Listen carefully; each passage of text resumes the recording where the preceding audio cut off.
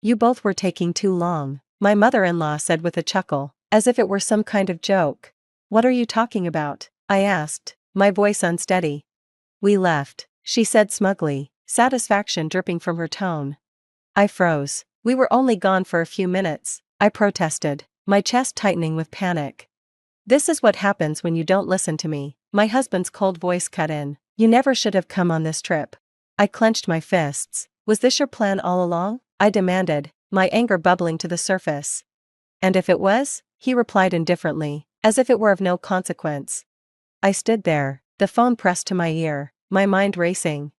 My name is Maeve. I've been married to Miles for 6 years, and we have a beautiful 5-year-old daughter, the light of my life. Watching her grow is the most fulfilling thing I've ever experienced, but while I love being her mother, my marriage to Miles has deteriorated beyond repair.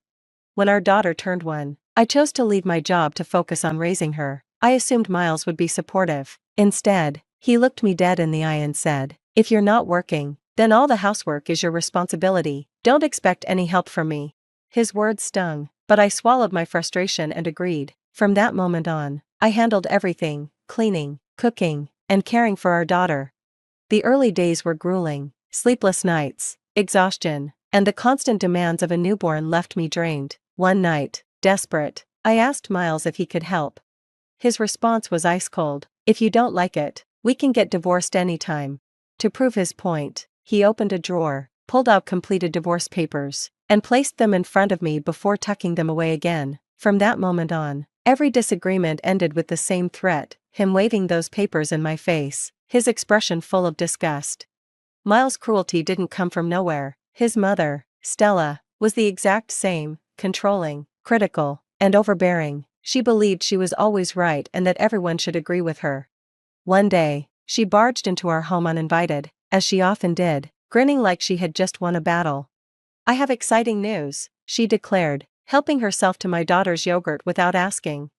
I braced myself. Stella's visits always came with unwanted lectures. After Miles complained about me, she would swoop in to correct me, dictating how a wife should behave. She'd inspect the house, searching for dust, then shake her head in disappointment. Her eyes were always full of judgment, as if she believed I wasn't worthy of her son.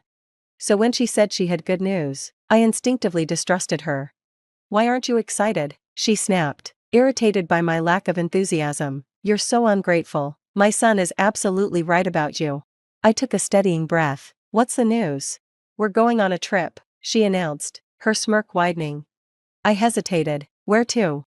She tilted her head, her voice sickeningly sweet. "That's up to you, dear. After all, you're the one who isn't working." Her words were laced with condescension. My stomach churned. "What are you getting at?" I asked cautiously. "You really are slow, aren't you?" she sneered. "It's such a shame. Anyway, I've planned something special for my hardworking son." "A surprise?" I repeated, uneasy. "Exactly," she said, practically glowing with pride. "He deserves to unwind and relieve some stress." The truth hit me like a freight train. She wanted to take Miles on vacation, but she had no intention of paying for it. Instead, she expected me to fund the entire trip for all of us. The thought of spending money we didn't have on a trip I didn't want infuriated me. "Let's make it extravagant," Stella said with fake enthusiasm. "I never agreed to this," I said firmly. "I need time to think about it." When Miles got home that evening, his mood was already foul. "I heard you went against my mother today," he snapped. I only told her the truth, I said, though my stomach twisted. "Oh, really? So you're saying we can't take her on a trip?" he demanded, his voice rising. "That's exactly what I'm saying. We can't afford it," I said, standing my ground. Clearly, his mother had wasted no time complaining about me. "If we're struggling financially, that's your fault," he spat. "How can I manage money that isn't there?" I shot back, my frustration boiling over. Miles crossed his arms, his glare sharp. "Are you saying I don't earn enough?" I hesitated. "Well, it's not much." His expression darkened. "Unbelievable. Whatever. I'm going on this trip, no matter what. You'll handle everything: hotels, food, all of it. That's an order. And if you can't, we're getting a divorce." Tears burned behind my eyes, but I refused to let them fall. "Maybe I should just leave now," I muttered under my breath. But then I looked at my daughter, Scarlett. What would she think? How would this affect her? That thought alone stopped me. With no other choice, I arranged the trip. Stella only became more demanding, calling constantly with new requests. I want a room with an open-air bathtub, she insisted, and the meals must be the most luxurious available. I won't settle for anything less. By the time we set out, I was drained. I had rented the car and, naturally, I was the one driving. Miles sat in the passenger seat, scrolling through his phone, while Stella sat in the back, completely ignoring Scarlett's attempts to talk to her. Instead, she rambled about all the souvenirs she wanted.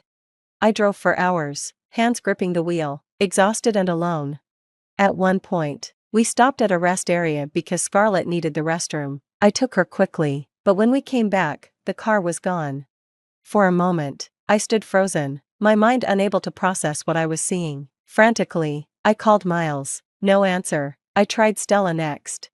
You both were taking too long, she said, laughing as if it were nothing. What do you mean? I asked, my voice shaking. We left, she replied smugly.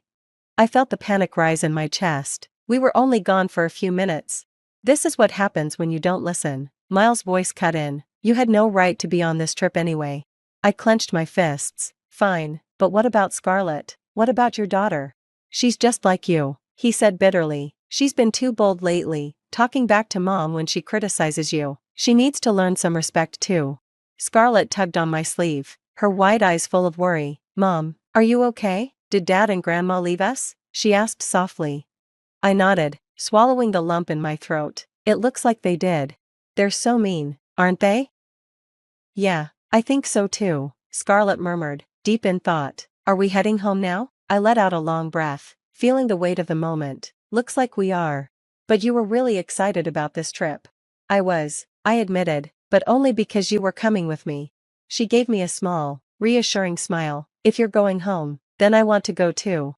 Her words warmed my heart, and for the first time that day, I smiled. Then let's go on our own adventure, I suggested. Scarlett's face lit up with excitement. Adventure? Her enthusiasm was infectious, and I suddenly realized she was all I truly needed. I grabbed my phone and called my best friend, Violet, explaining everything. Without hesitation, she dropped everything and came to pick us up. As Scarlett and I climbed into her car, a wave of relief washed over me. Finally, someone who cared. Violet glanced at me as she drove. So, what's your next move? I took a deep breath and spoke with certainty. I'm filing for divorce. She nodded without missing a beat. Good, it's long overdue. You've put up with enough. I exhaled, feeling lighter already. Yeah, and I refuse to stay married to someone who doesn't think twice about abandoning his own daughter. When we got home, I didn't waste any time. I walked straight to the drawer where the divorce papers sat, untouched for years. Holding them now felt different, empowering. I signed my name without hesitation and had Violet sign as a witness. Ironically, my mother-in-law's signature was already there, unknowingly sealing the deal herself. Because of that, I was able to file the papers immediately, and for the first time in years, I felt like I was finally taking back control of my life. 3 days later, I had just dropped Scarlett off at kindergarten when my phone buzzed. My husband's name flashed on the screen. I knew this call was coming. The moment I answered, he exploded. Are you serious? Why didn't you pay for the hotel? I held the phone away from my ear, staying calm. Because you abandoned me. That's on you.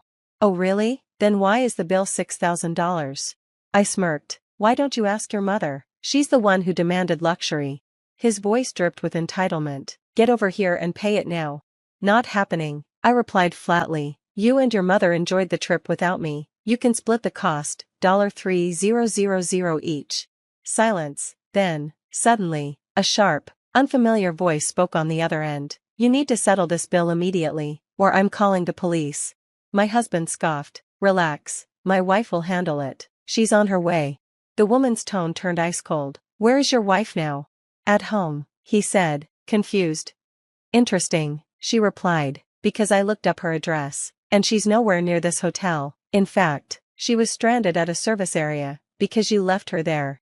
My husband stammered. What? Then came the real twist. And just so you know, she continued coolly, your wife and I go way back. I was the one who picked her up. I gave her a place to stay, but you're just another guest, and as a guest, you owe the full amount. That woman? She was Violet. The owner of the very hotel my husband and his mother had been enjoying. Back in high school, Violet had struggled with the pressure of taking over her family's business, but I had been there for her, cheering her on. She never forgot. Now, it was her turn to have my back. "Since you're just guests," she informed them coldly, "there will be no discounts. Pay up." My mother-in-law huffed and turned to my husband. "Just put it on your credit card for now, we'll make her pay us back later." My laughter was bitter. "He can't do that." Stella frowned. "What do you mean?" "Because your son only makes $1,200 a month. His credit card limit barely reaches $3,000. Her face drained of color. "Miles, is that true? You told me you had a great salary." My husband stood frozen, caught in his own web of lies. His job as a salesman wasn't going well, and without commissions, he barely scraped by. I crossed my arms. "And don't even think about touching your savings. That money is reserved for child support, alimony, and the divorce settlement."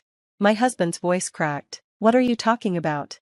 "I filed for divorce," I said calmly. "You've been threatening me with it for years. I just made it official." "Wait," he stammered. "No," I cut him off. "I'm done waiting." Realizing he had no way out, Miles agreed to pay the hotel bill in installments. Moving forward, after that, I hired a lawyer and officially filed for full custody of Scarlett. My daughter and I moved back in with my parents, where she was surrounded by love. Meanwhile, my ex-husband's reckless spending and failure to plan ahead caught up with him. Worse, a senior executive at his company, who happened to be a regular at Violet's hotel, heard about his unpaid bill. The humiliation spread through his workplace, and his reputation plummeted. As for my mother-in-law, she had always assumed Miles would support her in her old age, but after learning the truth about his finances, she actually reached out to me, asking me to reconsider the divorce. The audacity. And my ex? He tried one last time to get me back. "Scarlett needs her father," he said. "We should give it another chance." I didn't hesitate.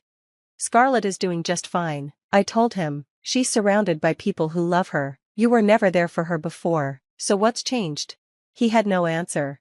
After our divorce, Miles moved back in with his mother. His career continued to crumble, his ego taking hit after hit. Next weekend, I'm taking Scarlett back to Violet's hotel, this time for a trip we actually want. I've also started a new job, one that gives me stability and fulfillment. After years of being trapped in an unhappy marriage, I finally feel free. Some people say a child is better off with both parents, but that's not always true. What really matters is raising them in a home filled with happiness, love, and support. This divorce has taught me so much, and if there's one thing I'll always stand by, it's this. Scarlett comes first, always. It's funny how my ex had so much confidence despite everything. Sometimes, I wonder where it even came from. But it doesn't matter anymore. I'm confident in my decision to leave, and that's all that truly matters. I'm grateful for my daughter, I'm grateful for Violet, and together, we're building a new, peaceful life. Thanks for watching, see you in the next video, stay tuned.